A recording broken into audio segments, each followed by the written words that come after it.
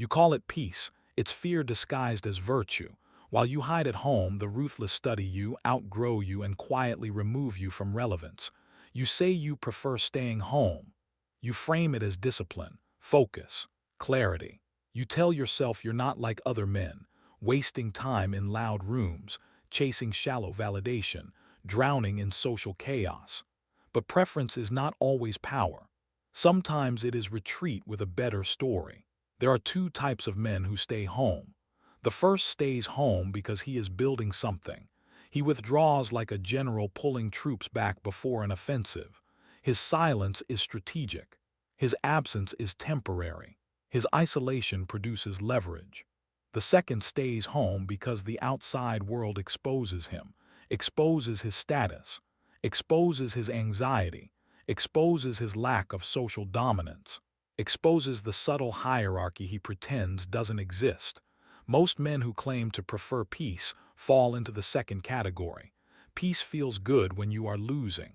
At home, no one outranks you. No one interrupts you. No one challenges your competence. No woman ignores you. No man sizes you up. You control the lighting, the temperature, the narrative. That is not sovereignty. That is environmental sedation. The world outside your door is a marketplace of power. Every room has an invisible ranking system. Social acuity, status cues, verbal precision, body language dominance. These are currencies. When you step into public arenas, you are unconsciously evaluated. And evaluation is uncomfortable, so you redefine withdrawal as virtue. You call loud men tryhards. You call social men needy. You call ambitious men shallow. This is moral inversion, a psychological defense. When you cannot win a game, you declare the game stupid. Machiavelli understood this dynamic centuries ago. Men who cannot compete in court politics often retreat into philosophy and call themselves enlightened. But enlightenment that cannot survive reality is merely avoidance with better vocabulary. Ask yourself something brutal. If you were guaranteed respect, influence, and effortless social control in every room you entered, would you still prefer staying home? Or would your preference suddenly change? Most men who claim to dislike social arenas are reacting to past defeats, rejection, embarrassment, social miscalibration. A few humiliations are enough to train the nervous system to equate exposure with threat. So you reduce exposure. Less exposure equals less pain. Less pain feels like peace. But peace achieved through avoidance is fragile. It depends on isolation. The moment you are forced into visibility, work events, family gatherings, public negotiations, you feel the tension return. Because you did not conquer the arena. You abandoned it. There is nothing inherently weak about staying home. The weakness lies in why. Is your solitude generating capital, skills, networks, strategy, leverage? Or is it numbing your insecurity? Solitude used correctly sharpens a man. Solitude used incorrectly softens him. Look closely at your habits. When you stay home, are you training, building, studying power structures, improving social acuity through deliberate practice? Or are you consuming content, entertainment, comfort food, digital distractions? One creates advantage. The other creates atrophy. Comfort is seductive because it feels earned. You tell yourself the world is chaotic, superficial, degenerate. So you withdraw and protect your higher standards. But standards without influence are irrelevant. The world does not reward the man who feels morally superior in isolation. It rewards the man who can operate inside chaos without losing composure. You think staying home protects your energy. In some cases, it does. But it also prevents friction. And friction is what forges dominance. Steel that never meets resistance stays brittle. A man who avoids rooms where he is not the most competent never upgrades. You say you prefer staying home. Fine, but understand this clearly. If your isolation is chosen from strength, it builds empire. If it is chosen from fear, it builds excuses. The difference is invisible to outsiders, but it is not invisible to you. When you lie in bed at night, you know whether your solitude is sharpening your blade or keeping it sheathed because you're afraid it's dull.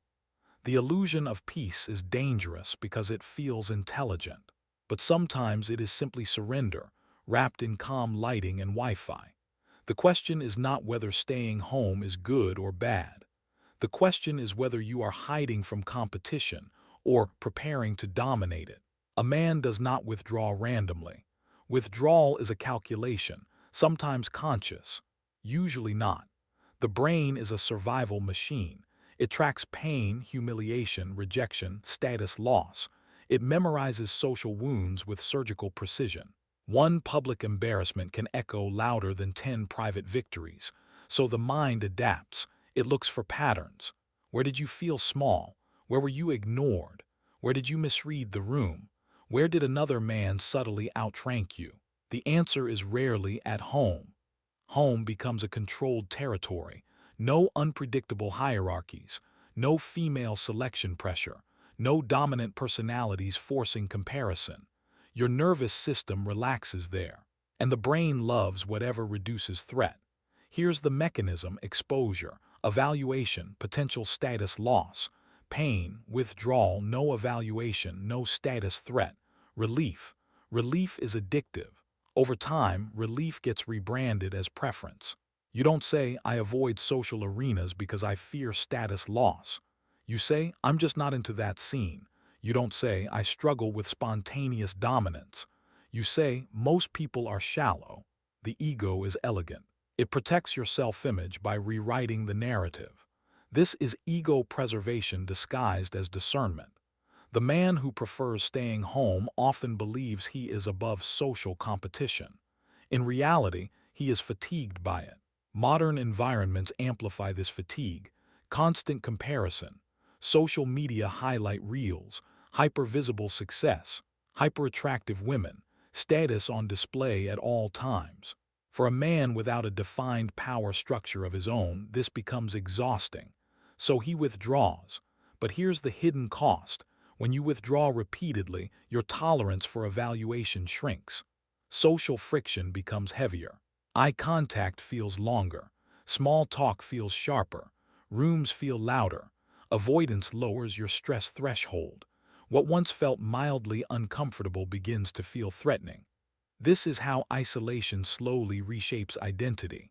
At first, you stay home because you're tired.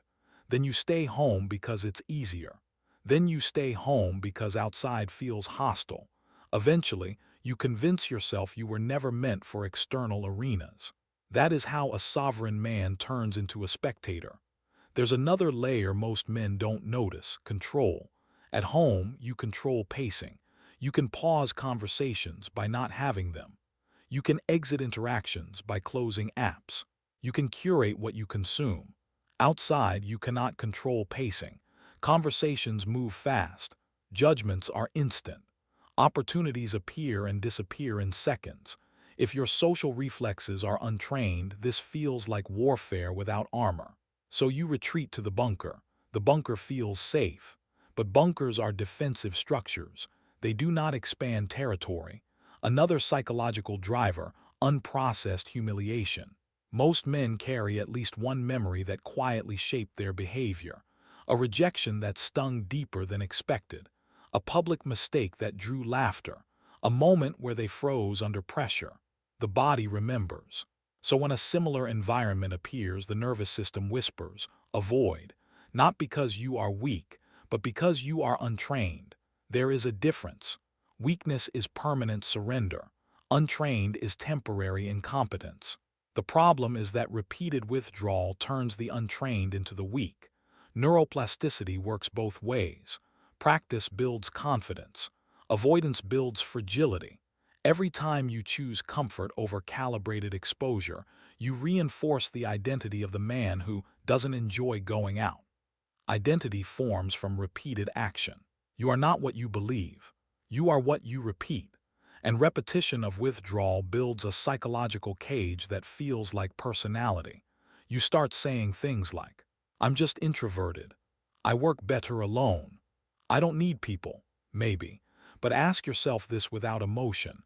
If your influence, income, and mating options increased every time you stepped outside, would you still avoid it?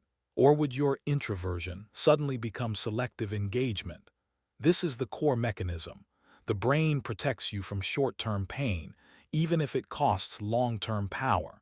It chooses comfort today over dominance tomorrow. And if you do not override that instinct deliberately, it will quietly shrink your world. Not violently. Gradually, your circle gets smaller, your opportunities narrow, your tolerance drops. Until one day, staying home is no longer a preference. It is the only environment where you feel competent. That is not peace. That is adaptation to avoidance. And adaptation, left unchecked, becomes identity. Not all men who stay home are equal. Some are sharpening blades. Some are rusting in silence. If you prefer staying home, you fall into one of three archetypes. You may shift between them, but one will dominate your pattern. Identify yourself accurately, not emotionally. The wounded idealist. This man once believed in connection. He believed in loyalty, brotherhood, romance, merit. He entered the world expecting fairness. He assumed authenticity would be reciprocated. Then reality corrected him. He was betrayed, used, overlooked, outperformed by louder, less principled men. Instead of adapting strategically, he moralized the experience. He concluded the world is shallow, corrupt, not worth engaging, so he withdrew, not because he lacks intelligence, but because his value system collided with hierarchy. The wounded idealist prefers staying home because it preserves his internal narrative. At home, he doesn't have to witness men winning through aggression, charisma, or calculated manipulation. He calls it integrity, but beneath that integrity is unresolved resentment. He tells himself he doesn't want the game, the truth. He wanted to win it without changing. The world doesn't reward purity, it rewards calibrated power. If this archetype does not evolve, he becomes a quiet critic, observing life, analyzing it, never influencing it. Intellectually superior, socially irrelevant, the silent strategist. This man also prefers staying home, but for a different reason. He understands exposure drains energy when done without purpose. He studies instead of socializing blindly. He builds leverage quietly, skills, capital, physical competence, psychological insight. He is not hiding, he is accumulating. When he enters a room, it is intentional. He extracts value, observes dynamics, speaks precisely, then exits. He does not need constant visibility. He understands presence is currency. Too much visibility without power invites challenge. Too little visibility erases influence. The silent strategist balances both. His solitude produces advantage. His withdrawal is temporary and tactical. He can operate socially when required. He is not anxious in rooms, he is selective. This is the only archetype that survives long-term, but it requires brutal honesty. If you claim to be this man, ask yourself, are you building measurable power while alone? Income increasing, body improving, social acuity sharpening, network expanding strategically, or are you consuming content and calling it preparation? The silent strategist builds assets. The others build stories. The invisible avoider. This is the most common archetype. He avoids exposure not because he is principled or strategic, but because he fears being measured. He fears being average. He fears subtle dominance displays from other men. He fears female indifference more than rejection. So he minimizes participation. He convinces himself he is low maintenance, peaceful, independent. But independence without impact is invisibility. The invisible avoider feels safest where no one expects performance. Home provides that. No competition, no comparison, no risk of visible failure. But invisibility has a silent cost. Opportunities do not knock twice. Networks do not form accidentally. Attraction does not materialize in isolation, and status decays when unused. The invisible avoider slowly adapts to smaller ambitions. He shrinks goals to match comfort. He stops placing himself in arenas where growth is mandatory. Over time, he becomes deeply analytical about life he does not participate in. He understands dynamics. He critiques systems. He predicts outcomes, but he is not a factor in any of them. This archetype is dangerous because it feels stable. There is no dramatic collapse, just gradual irrelevance. Now here is the uncomfortable truth. Most men begin as wounded idealists. Many decay into invisible avoiders. Very few evolve into silent strategists. The difference is not personality. It is tolerance for discomfort. Can you endure temporary status instability while upgrading? Can you enter rooms where you are not the strongest and resist shrinking? Can you accept that hierarchy exists without resenting it? The man who prefers staying home must answer one question.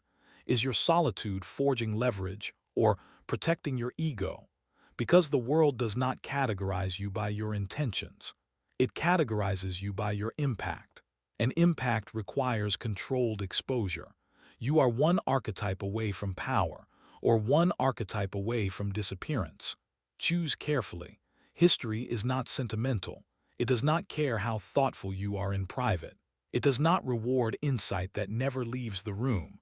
It does not elevate men who observe but do not position themselves. Power has always consolidated in visible arenas: courts, senates, battlefields, boardrooms, networks. The man who stays home without strategy removes himself from the only place where influence compounds: proximity to other ambitious men. Machiavelli understood this with brutal clarity. In the courts of Florence, intelligence alone meant nothing. Many men were educated.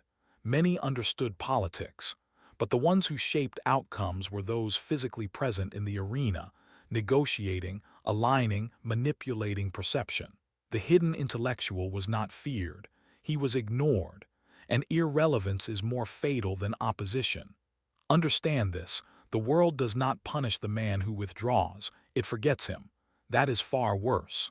Human hierarchies operate on exposure. You cannot gain reputation without presence. You cannot build alliances without interaction.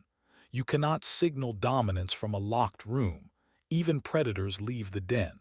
A lion resting forever in the shade starves, not because he lacks power, but because power requires motion. The modern man convinces himself the digital world replaces physical presence. He scrolls through success, watches dominance, studies charisma through a screen. Observation feels productive, but observation without participation decays instinct. You begin analyzing dynamics instead of developing them. There is a biological truth most men ignore. Status is negotiated face to face. Microexpressions, posture, vocal tone, eye contact, timing, spatial awareness, these cannot be mastered through theory alone. They require friction. And friction only exists in environments where other men can challenge you. When you stay home excessively, you reduce friction. Without friction, you do not sharpen. Without sharpening, you dull. Without sharpness, you avoid cutting arenas. This becomes a cycle. Historically, men who influenced empires did not avoid proximity to power. Julius Caesar did not retreat because the Senate was hostile. Napoleon did not stay home because battlefields were dangerous. Modern power players do not avoid rooms where capital is exchanged. They enter hostile spaces strategically because they understand something simple: influence compounds through exposure. The more arenas you can survive, the more territory you control. You may say, "I don't want power." That is naive. If you do not pursue influence, someone else will define your conditions. Your job, your culture, your options, your narrative. Withdrawal does not exempt you from hierarchy. It just places you at the bottom of it. Even in modern corporate structures, the man who avoids networking lunches, conferences, social gatherings, he may be competent, even brilliant, but promotions rarely go to the invisible. Visibility signals readiness. Competence without visibility is unused ammunition, and unused ammunition expires. There is another dimension: attraction. Women do not select based on hidden potential. They select based on perceived status, confidence under social pressure, the ability to operate in groups. The man who avoids social environments may preserve dignity, but he sacrifices exposure to selection. Selection cannot occur in isolation. You cannot be chosen if you are not seen. And if you claim not to care about being chosen, then you are either already selected or you are lying to yourself. History is ruthless in this regard. The hidden monk may achieve inner peace, but he does not shape the direction of nations. The quiet employee may be intelligent, but he does not determine the culture of the organization. The man who never enters the room cannot influence what happens inside it. You may value tranquility. Fine, but understand the trade. Every hour spent exclusively in comfort is an hour not spent expanding territory. There is nothing wrong with strategic retreat. Every general withdraws at times, but retreat is temporary and purposeful. If retreat becomes permanent, it is surrender. History does not record the man who preferred comfort. It records the man who endured exposure long enough to command it. If you prefer staying home, ask yourself, is this a temporary consolidation phase, or have you quietly exited the arena? Because the arena continues without you. And while you remain comfortable, other men are negotiating alliances, building reputations, increasing leverage. The world is not paused while you rest. It is reallocating power, and power rarely reallocates itself to the invisible. You don't need to become socially addicted. You don't need to be loud. You don't need to attend everything. You don't need to chase rooms for validation. That is amateur behavior. The alternative to isolation is not overexposure. It is controlled visibility. Predators do not wander constantly. They appear with intent, disappear with control, reappear when it serves advantage. That is the model. Most men operate at one of two extremes. Permanent exposure, always out, always visible, draining energy for attention. Or permanent withdrawal, always home, always safe, slowly erased. Both are weak.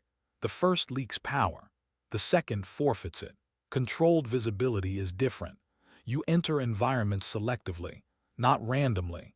Ask one question before exposure. What do I extract here? Connections, information, reputation, opportunity, calibration of social skill. If there is no strategic gain, you do not attend. But when there is gain, you show up fully calibrated. Presence is a weapon. You do not speak excessively. You do not overshare. You observe first. You scan hierarchies. Identify dominant personalities. Assess alliances. Note who commands attention without trying. This is not insecurity. This is reconnaissance.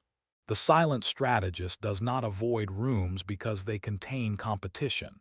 He enters them to study competition, and then he positions himself. You fear exposure because you equate it with performance. You believe you must impress. That belief drains you.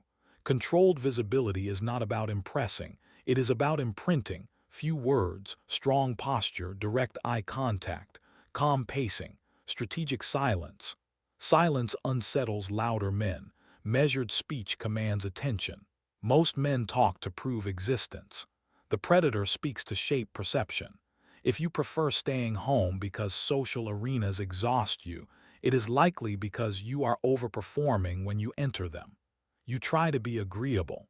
You try to be funny. You try to be liked. That is emotional labor, and it drains. Instead, adopt selective minimalism. Say less.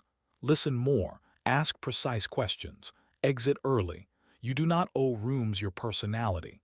You extract what you need and leave. This shifts exposure from threat to exercise. Short, intentional exposure sessions. Like training. You don't lift weights all day. You stress the muscle, recover, return stronger. Social dominance works the same way. Controlled exposure builds tolerance. Tolerance builds composure. Composure builds presence. Presence builds influence. The key is this: you must enter rooms where you are not the highest status man. Not to compete blindly, but to calibrate upward. If you only operate where you are comfortable, you stagnate. Strategic discomfort is necessary. Choose environments slightly above your current level. Observe, adapt, refine.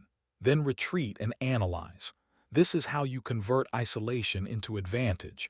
You do not eliminate solitude. You weaponize it. Solitude becomes a laboratory. Public arenas become testing grounds. Most men confuse staying home with being disciplined. Discipline is not avoidance. Discipline is controlled engagement. Can you enter a room, remain emotionally neutral, extract value, and leave without needing validation? If not, you do not dislike social arenas. You lack control within them. Control is trained, not granted. Begin small. One event per week. One high-value interaction. One deliberate exposure. No overextension. No emotional attachment to outcomes. You are there to practice dominance in microdoses. Over time, something shifts. Rooms stop feeling threatening. They feel navigable. You no longer seek approval. You assess utility. That is power. The man who prefers staying home must decide.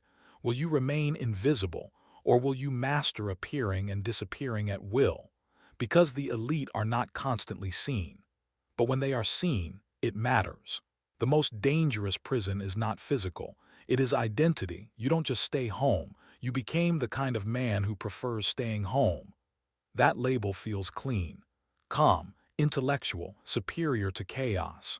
But identities calcify behavior. Once you adopt a label, your brain protects it. If someone invites you out, you respond automatically. That's not really my thing. You're not evaluating the opportunity. You're defending the identity. This is how comfort becomes personality, and personality becomes limitation. You must understand something ruthless. The world does not care how you describe yourself. It responds to how you position yourself. If your identity is built around avoidance, your life will orbit smaller arenas. Smaller arenas mean smaller stakes. Smaller stakes mean smaller growth. Comfort identities are seductive because they feel stable. No dramatic failures. No public embarrassments. No volatile emotional swings, but also no accelerated expansion. No powerful alliances. No upward recalibration. You traded volatility for stagnation. And stagnation feels peaceful until you compare trajectories. Look at men your age. Some are rising in influence. Some are expanding networks. Some are increasing leverage in career and attraction. If you remain static long enough, comparison becomes unavoidable. And that's when quiet regret begins. Not explosive regret. Subtle. You start telling yourself, I could have done more. I just chose a different path. I value peace. But beneath those rationalizations is a sharper truth. You avoided arenas that would have forced evolution. Identity death is required. You must kill the version of yourself that equates comfort with intelligence. Comfort is not intelligence. It is low-threat exposure. The replacement identity is not extroverted. It is sovereign. A sovereign man chooses isolation strategically. He does not default to it. He can operate alone for weeks, building, studying, refining. But he can also enter rooms without shrinking. He does not cling to being the quiet one. He does not cling to being the lone wolf. Those are coping narratives. A lone wolf without territory is just isolated prey. Sovereignty means mobility. You decide when to appear.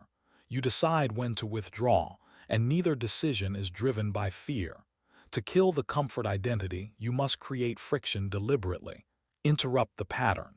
If you normally decline invitations, accept selectively. If you normally stay silent in group discussions, speak once, calculated, concise. If you normally avoid eye contact, hold it 2 seconds longer. Small acts of controlled disruption weaken old identity circuits. Identity shifts through action, not affirmation. Do not announce your change. Do not explain it. Operate differently and let perception adjust. The old version of you will resist. It will whisper, this isn't necessary. You're fine as you are. Why disrupt peace? Because peace without growth decays. You are not designed for static existence. Men either expand or contract. There is no permanent plateau. If you do not choose expansion, contraction happens quietly. Killing the comfort identity feels unnatural at first. You will feel slightly exposed. Good. Exposure signals movement. Remember this distinction. You are not abandoning solitude. You are abandoning dependency on it. Solitude becomes a base of operations, not a refuge from hierarchy. The replacement identity is simple. I can enter any room, remain composed, and leave unchanged. That is power, not loudness, not popularity, composure under evaluation. Once you internalize that, staying home is no longer a shield. It becomes a strategic pause, and pauses only matter when you know how to move. You have two versions available: the man who hides in comfort and calls it preference, or the man who can function anywhere and chooses his environment without fear. One is stable, the other is sovereign. The world does not punish the weak, it filters them out. Silently. No announcement, no confrontation, no dramatic collapse, just missed calls, missed promotions, missed introductions, missed attraction. Selection is constant. Every room you don't enter continues without you. Every network you don't access reorganizes without your input. Every opportunity reallocates itself to someone visible enough to claim it. You think staying home protects you from rejection. It does, but it also protects the world from having to consider you, and that is the more dangerous outcome. There is a brutal law most men avoid acknowledging. You cannot influence systems you do not enter.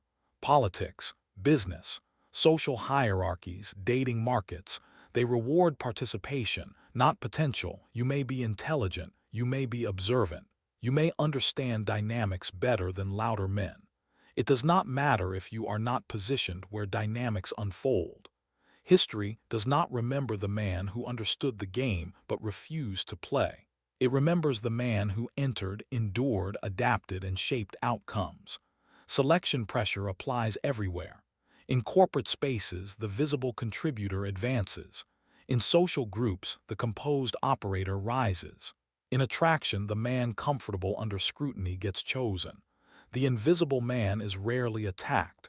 He is bypassed, and bypassing is the most efficient form of elimination. You do not feel it immediately. You feel it 10 years later, when trajectories are no longer comparable, when peers own assets you never pursued, when networks they built generate leverage you never accessed, when confidence forged through exposure becomes visible in their posture and absent in yours. Time magnifies early decisions. Small avoidance patterns compound into structural disadvantages, and the system does not pause to correct them. It accelerates away from the stationary. This is not about becoming hypersocial. It is about refusing irrelevance. If you prefer staying home, ensure it is a command decision, not a coping mechanism. Ensure your absence increases your value. Ensure your solitude produces tangible advantage. Because if it doesn't, then understand what is happening. You are selecting yourself out. No enemy needed, no rival required, just quiet withdrawal, and the system adjusts. There is a final distinction between the average man and the elite operator. The average man seeks comfort. The elite seeks position. Comfort feels good. Position multiplies power. You cannot hold position from outside the arena. You can observe it, comment on it, resent it, but not control it. Decide which category you occupy. The man who hides and calls it preference, or the man who can walk into any room, absorb pressure, extract value, and leave untouched. One will live comfortably. The other will live deliberately. Selection is ongoing. Choose your role before it is chosen for you.